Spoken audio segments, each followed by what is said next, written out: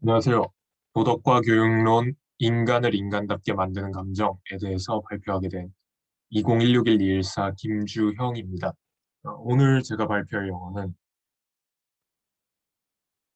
레버넌트, 죽음에서 돌아온 자입니다. 먼저 줄거리부터 설명을 드리도록 하겠습니다.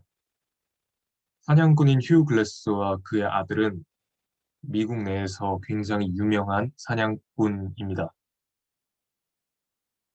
휴 글래스는 인디언과 친하게 지냈고 그의 동료인 존 피츠제럴드는 그러한 그를 못마땅하게 여기고 있었습니다.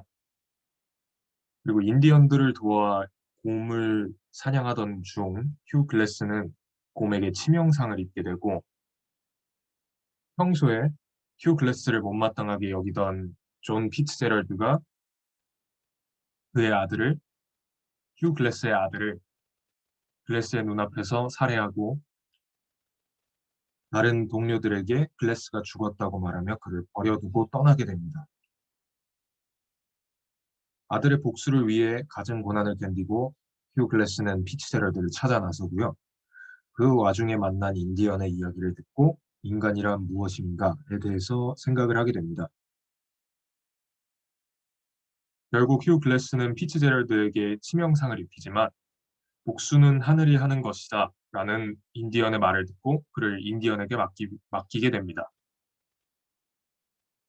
이 영화를 관통하는 핵심 감정에는 세 가지가 있는데요. 바로 분노, 살고자 하는 의지, 그리고 인간에 대한 존엄이라고 할 수 있습니다. 저는 그 중에서 인간에 대한 존엄에 대해 이야기를 해보도록 하겠습니다.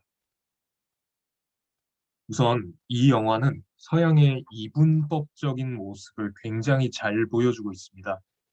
서양인의 관점에서 인디언은 미개한 짐승이고 서양인이 인간과 같은 모습이다라고 생각을 합니다.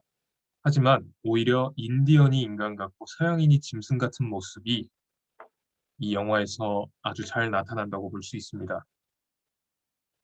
우리 인간은 많은 가능성을 가지고 있습니다. 즉, 인간은 언제든 나쁜 존재로 변모할 가능성이 있는 것이죠.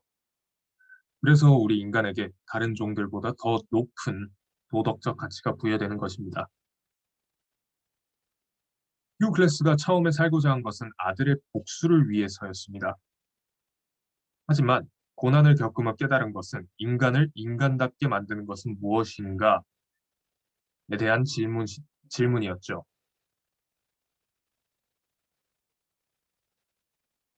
이러한 휴 글래스의 이성을 통한 인간성의 회복이 바로 이 영화가 전달하고자 하는 바였을 것이라 생각했습니다. 빅토르 위고는 복수는 개인의 일이며 벌은 신의 일이다. 사회는 양자의 중간에 있다. 징벌은 사회보다 이상의 것이며 복수는 사회보다 이하의 것이다. 라고 말했습니다. 즉, 분노에 휩싸여 이성을 저버리는 것을 경계한 것이죠.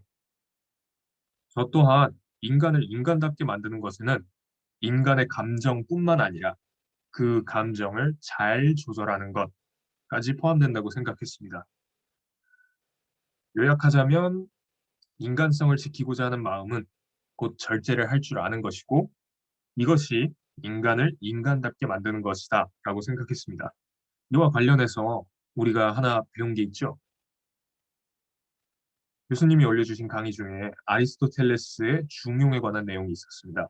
여기서 아리스토텔레스는 중용의 덕을 습관화할 것을 강조를 했죠.